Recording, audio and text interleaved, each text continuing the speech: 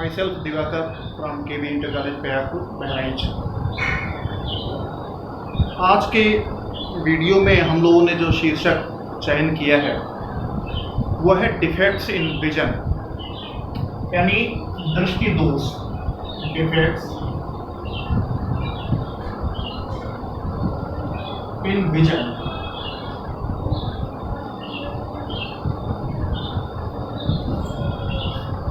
ये एक अत्यंत महत्वपूर्ण टॉपिक है और इसलिए महत्वपूर्ण है कि ये बहुत व्यावहारिक है। आप अपने आसपास में, अड़ोस पड़ोस में, घर में, तमाम जगह पर दृष्टि दोष से पीड़ित व्यक्तियों को देखते हैं और वीडियो में मुझे भी देख सकते हैं दृष्टि दोष से पीड़ित। तो कुल मिलाकर के ये दृष्टि दोष क्या होता है इसको जानना है, फिर इसके जो वैरायटीज हैं, इसके टाइप्स कितने प्रकार के होते हैं वो जानने हैं, और क्यों होता है, ये सब चीज़ें हम आज के वीडियो में सीखेंगे एक साथ। लेकिन सबसे पहले ये जानना चाहिए कि एक्मोडेशन पावर ऑफ आई क्या होती है, जिसको हम पिछले वीडियो में पढ़ चुके हैं, फिर भी एक बार रिवीजन के नाते उसको हम पढ़ते हैं कि जो नेत्र है वो अपने नेत्र लेंस की फोकस दूरी को परिवर्तित करने की क्षमता रखती है और प्रतिबिंब को प्रत्येक स्थिति में रेटिना पर बनाती है। जब इस क्षमता में कमी हो जाती है अथवा यह क्षमता समाप्त हो जाती है तो वस्तु की प्रत्येक स्थिति के लिए प्रतिबिंब रेटिना पर नहीं बन पाता और यही घटना दृष्टि दोष है। यानी जब नेत्र वस्तु की प्रत्येक स्थिति के लिए प्रतिबिंब रेटिना पर नहीं बना पाती है तो नेत्र की यह स्थिति नेत्र दोष अथवा दृष्टि दोष कहलाती है। अब बात निकल करके आती है कि ठीक है, प्रत्येक स्थिति का क्या मतलब हुआ। तो यहां पर दो चीजें हम लोग और डिफाइन करते हैं। एक होता है फार पॉइंट और एक होता है नियर पॉइंट।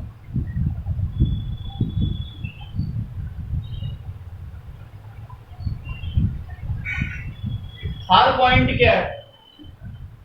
एक्चुअली जैसे स्वस्थ व्यक्ति जब होता है तो उसका, जैसे मान लीजिए हम लोगों को कहा कि चंदा मामा दिख रहे हैं या सब सूरज दिख रहा है, तो आप कहते हो हाँ दिख रहा है, स्टार्स दिख रहे हैं।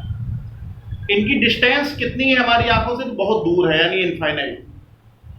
तो आंख का जो दूर बिंदु होता है, मतलब वो अधिकतम दूरी, अधिकतम जहां पर वस्तु स्थित वस्तु का प्रतिबिंब रेटिना पर स्पष्ट रूप से बनता है, उसको हम नेत्र का दूर बिंदु कहते हैं। और सामान्यतया नेत्र का जो दूर बिंदु होता है वो इनफाइनाइट होता है, अनंत होता है। स्वस्थ मानव नेत्र का दूर बिंदु अनंत होता है। दूसरा हुआ नियर पॉइंट क्या है?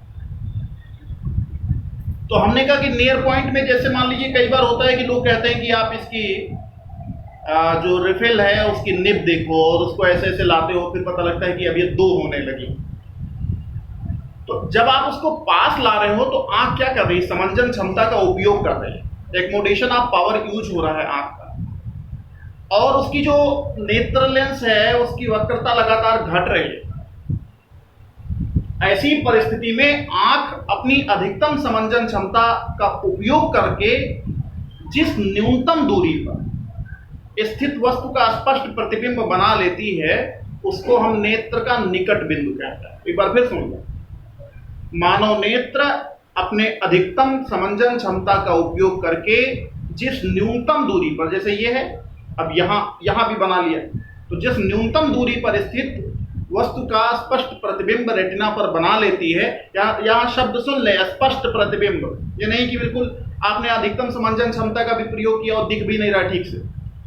तो अधिकतम समंजन क्षमता का प्रयोग करो लेकिन दिखे स्पष्ट, तो उसको हम कहते हैं नेत्र का निकट बिंदु। और प्रत्येक नेत्र का निकट बिंदु अलग अलग होता है। जैसे छोटे बच्चे होते हैं उनका निकट बिंदु 6, 7, 8 सेंटीमीटर तक होता है, बिल्कुल स्पष्ट देख लेते हैं यहां रख करके। हम लोगों का निकट बिंदु क्या है कि थोड़ा बढ़ गया है, यहां रखते हैं तो दिखता है। तो ऐसे निकट बिंदु सबका अलग अलग होता है, लेकिन स्वस्थ मानव नेत्र का जो निकट बिंदु होता है वो 25 सेंटीमीटर होता है और उसी को स्पष्ट दृष्टि की न्यूनतम दूरी भी कहते हैं।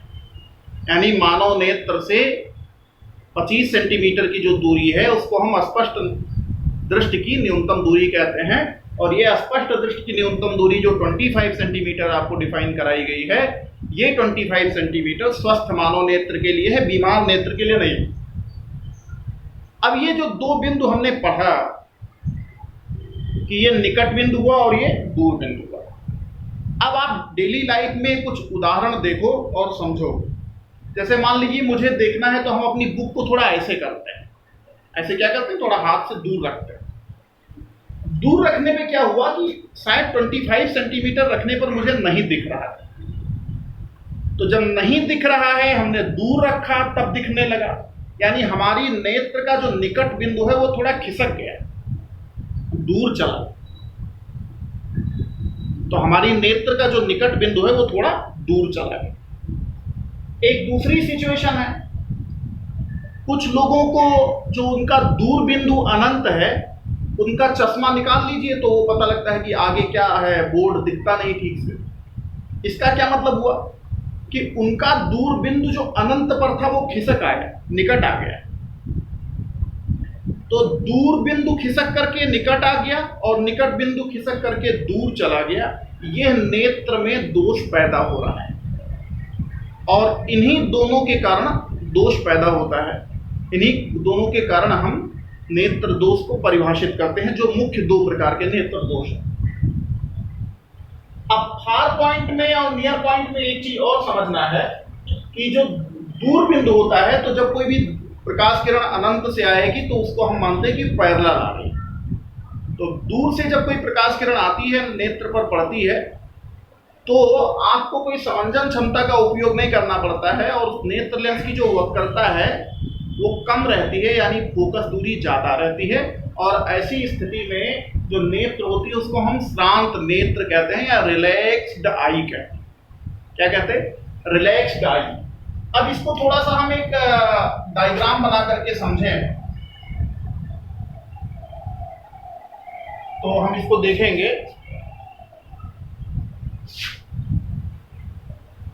यदि हम इसको नेत्र गोलक बना लें, अब आप जानते हैं कि इधर कहीं आसपास रेटिना होती है, पर्दा मान है। यहां क्या हुआ, ये यहीं पर थोड़ा सा नेत्र लेंस गोल बना लेते हैं इसको। ये अब क्या हुआ, इसको आप ड्रा कर लेंगे। अब इनफाइनाइट से कोई प्रकाश किरण आएगी ऐसे, ये इसको डाट डाट डाट कर लें। अब क्या करना है, इसको रेटिना पर जाना है।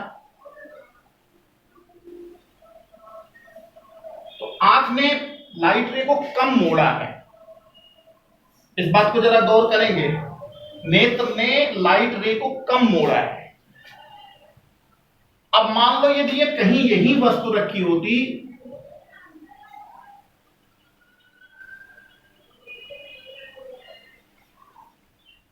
तो रेटिना पर बनाने के लिए इसको क्या करना पड़ता है, इसकी डायरेक्शन यहां थी, लेकिन मोड़ना क्या पड़ा, ऐसे मोड़ना पड़ा, तो ज्यादा मोड़ा है। इस बात को समझना है, जब निकट रखी थी तो ज्यादा मोड़ा, यानी इसकी पावर ज्यादा हो गई। और पावर तब ज्यादा होगी जब फोकस दूरी कम होगी, और जब दूर से प्रकाश किरण आ रही थी तो प्रकाश किरण को कम मोड़ना पड़ा, यानी पावर कम लगानी पड़ी, यानी फोकस दूरी ज्यादा थी। तो यहां से इस बात को समझना है कि श्रांत नेत्र का की जो फोकस दूरी है वो सबसे ज्यादा होती है, और जो मैक्सिमम एकोमोडेशन पावर ऑफ आई जब उपयोग करती है आंख, यानी अधिकतम समंजन क्षमता का उपयोग करती है, तो उसकी फोकस दूरी सबसे कम होती है। अब यहां पर दो चीजें समझ लीजिए, वक्रता और फोकस दूरी, ये समझ लें। वक्रता जब कम होगी तो फोकस दूरी अधिक होगी, और ये स्थिति कब है आपकी, रिलैक्स आएगी, रिलैक्स आएगी। जब वक्रता कम है, फोकस दूरी अधिक है, और ये रिलैक्स आई की है, और रिलैक्स आई कब होगी? जब आप अनंत पर देख रहे हो, अनंत। दूसरी सिचुएशन क्या है? वक्रता सबसे ज्यादा है तो फोकस दूरी सबसे कम है, और यहां पर फोकस दूरी भी कम होगी तो पावर भी यही आप लिख सकते हो। यदि ये ज्यादा है तो पावर क्या होगा? लेस होगा ना, कम होगा। और यहां पावर क्या हो जाएगी? अधिक हो जाएगी। सबसे ज्यादा क्षमता का प्रयोग करती है, और ये क्या हो जाएगा? मैक्सिमम एकोमोडेशन, मतलब समंजन क्षमता लगा रही है आप, समंजन क्षमता का प्रयोग।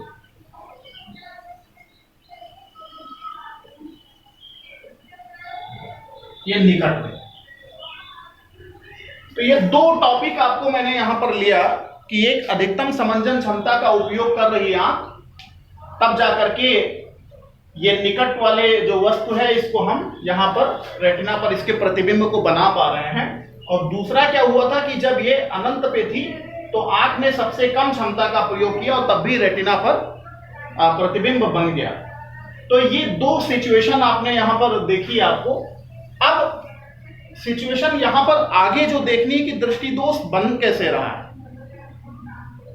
अब मान लीजिए आप कि यहां निकट में जो वस्तु रखी थी ये ऐसे जा रही थी लाइट रे, इसको मोड़ करके रेटिना पर ये ना बना पाती, रेटिना से पीछे बन जाता, या जितना पहली बार में मोड़ा था उतने मोड़ती तो क्या होता? पीछे जाकर के बन जाता।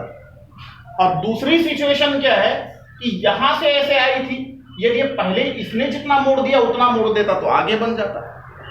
तो रेटिना पर प्रतिबिंब न बन पाती, और ये कब होता? जब ये फोकस दूरी चेंज करने की जो इसकी क्षमता है वो खत्म हो जाती, तो रेटिना पर प्रतिबिंब न बन पाता, और ऐसी स्थिति में दृष्टि दोष पैदा हो जाता।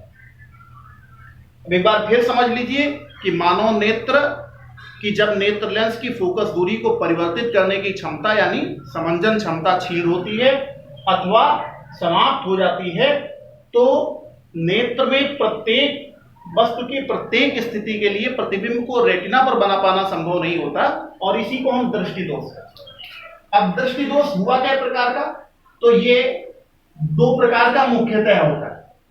पहले का नाम है मायोपिया,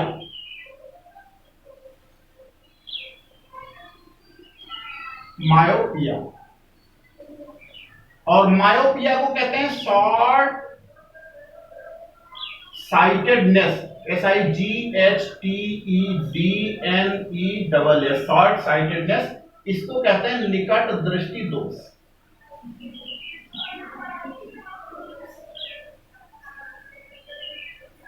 और दूसरे को कहते हैं हाइपरमेट्रोपिया।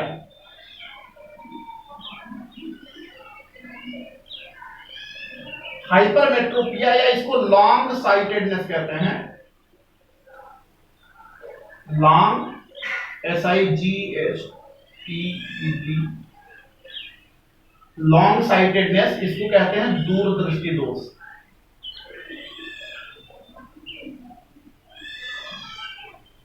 और तीसरा इसमें आ जाएगा प्रेस बायोपिया कहते हैं, प्रेस बायोपिया, और इसको कहते हैं जरा, जरा मीन्स होता है वृद्धावस्था, जरा दृष्टि दोष। और चौथा इसमें आता है अबिंदुकता, कहते हैं एस्टिग्मेटिज्म, एस्टिग्मेटिज्म अबिंदुकता कहलाता है। तो उसको ये भी एक प्रकार से एक दृष्टि दोष होता है। ये चार प्रकार के दृष्टि दोष हुए। इसके अलावा जो कलर ब्लाइंडनेस होती है वो भी हमने पहले वीडियो में आप लोगों को बताई थी। इन चारों को एक बार से समझ लेते हैं, फिर इनका एक एक करके रे डायग्राम बना करके समझते हैं। सबसे पहले आया मायोपिया, निकट दृष्टि दोष। इसको एक साथ संपूर्ण समझते हैं। निकट दृष्टि दोष, इसको थोड़ा दो पार्ट में बांट लो। ऐसे निकट दृष्टि लिख लो, फिर दोष आगे लिख दो दूर, थोड़ी दूर रहे, यानी दृष्टि निकट रहे या निकट की दृष्टि, निकट की वस्तुएं दृष्टिगत हों और दोष कहां हो? दूर को देखने में दोष हो, यानी निकट ऐसे करके कुछ लोग देखते हैं तो निकट का दिख रहा है और दूर का नहीं दिख रहा है, ऐसे दोष को हम निकट दृष्टि दोष कहते हैं। फिर समझ लें कि जहां का अच्छे से दिखे जान लो वही दोष है। तो निकट दृष्टि में क्या हो जाएगा, निकट का दिखेगा दूर का नहीं दिखेगा, तो निकट दृष्टि दोष हो गया। अब कारण निवारण पर अभी बाद में बात करो। दूसरा क्या है, हाइपरमेट्रोपिया, दूरदृष्टि दोष, यानी दूरदृष्टि दूर का दिखे, आप चंद्रमा देख ले जाओ, तारे देख ले जाओ, या हम लोगों को जैसे ऐसे करके देखो लेकिन यहां हो जाएगा तो नहीं दिखेगा, तो ये दूरदृष्टि दोष हुआ। अगला क्या हुआ कि जरा दृष्टि दोष, ये बुढ़ापे में होता है, इसमें दोनों नहीं दिखता है, दूर का भी बहुत अच्छा नहीं दिखता, निकट का भी बहुत अच्छा नहीं दिखता। और लास्ट में है क्या, अबिंदुकता, इसमें ये वर्टिकल और हॉरिजॉन्टल, जैसे कोई चेक वाली शर्ट पहने हैं ऐसे और ऐसे चेक वाली, तो कई बार आप इधर वाली चेक को ठीक से देख पाओगे तो ऐसे वाली चेक को ठीक से नहीं देख पाओगे, यानी वर्टिकल लाइन ठीक से दिखेगी तो हॉरिजॉन्टल लाइन ठीक से नहीं दिखेगी। ऐसे दोष को हम अबिंदुकता कहते हैं। तो आज के वीडियो को हम यहीं फिनिश करते हैं। वीडियो अच्छा लगे तो आप इसे शेयर कर सकते हैं, और इसके रे डायग्राम को हम इसी के अगले पार्ट में आप लोगों को पढ़ाएंगे। Thank you.